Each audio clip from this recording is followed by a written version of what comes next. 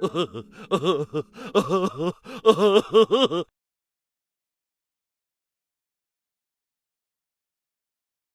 know, I made a video before where I said one of the worst things that I think professional tactical trainers do to the gun community is present this notion that unless you take hours and hours and hours of professional training from guys like them, there's no way you can possibly, competently and safely handle a firearm. You see that presented all the time. When someone has any kind of problem or any kind of question, it's train, train, train, train, train, come and pay for training or you can't possibly be safe. And I just think that's a detriment to the gun community. I think it supports the antis that say guns are so dangerous that only police and, military can handle them because it requires so much training, and that plays right into their hands, and I don't like that. But I didn't say it was the worst thing they did, and someone picked up on that because they asked me in a chat the other night, well, what do I think the worst thing trainers do? And it kind of went along with something I had said in a chat previously. After I think they asked the question in response to my answer to another question about carrying. So I wanted to address what I think the worst thing professional tactical trainers do. And let's remember, professional tactical trainers have mostly, for the vast part, never defended themselves in their life with a firearm, so don't know where the professional comes from. But, because if you're a professional self-defense instructor, shouldn't you have had to actually defend yourself multiple times to be a professional? I mean, what is this? I guess they're not regents degrees, let's say that. So, people ask me, what do I think? Well, getting back to the topic here, people ask me, what do I think is the worst thing they've done? And no, it's not appendix carry. Although I think appendix carry is awful. Everyone knows my opinion on appendix carry. It breaks the rules of safe carrying, points a gun at your genitals and your femoral artery. There's tons of incidents of people being fatally injured simply because of carrying that way.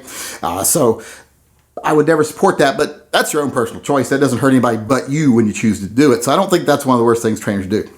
I think the worst thing professional trainers do is when they present something as an absolute.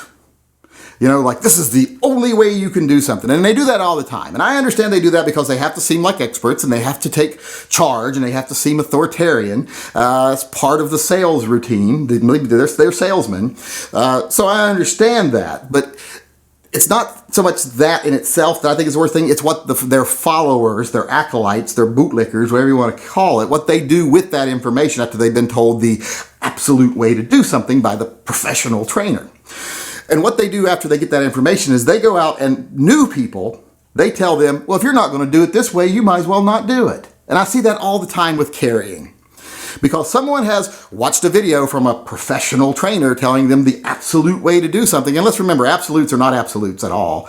Because the way you hold a gun, the way you fire a gun, the way you do this, that varies from generation to generation, from region to region, from country to country. So there is no absolute. There's one man's opinion.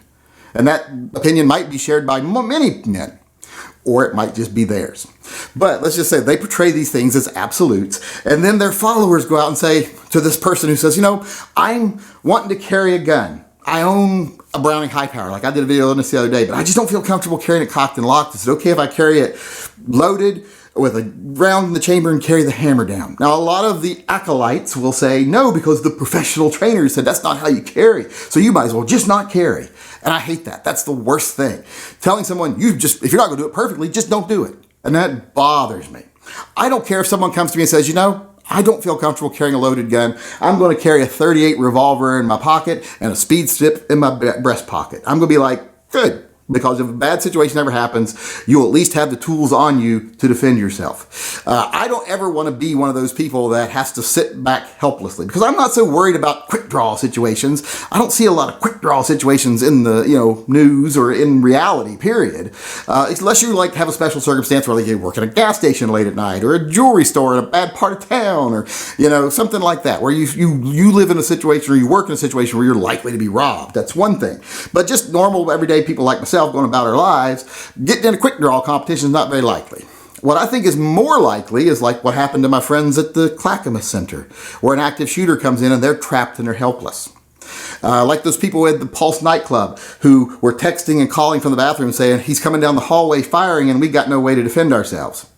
Or the people in that newspaper shooting recently, is like, we sat huddled in the corner as he reloaded, there was nothing we can do.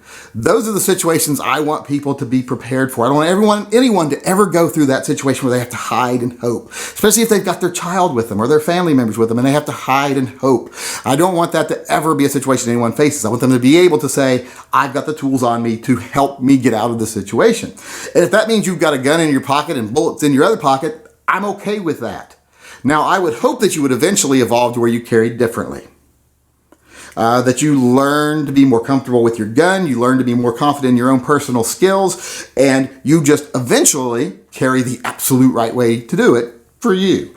But until then, I'm fine with you carrying however you want, as long as it's not an endangerment to other people. And carrying an unloaded gun with both your pockets is definitely not an endangerment to other people. So if you want to carry a hammer down on a gun with a firing pin safety because you don't feel safe carrying cocked and locked, more power to you. You got a gun on you. If you want to carry an unloaded revolver in your pocket and bullets in the other pocket, more power to you because you got a gun on you.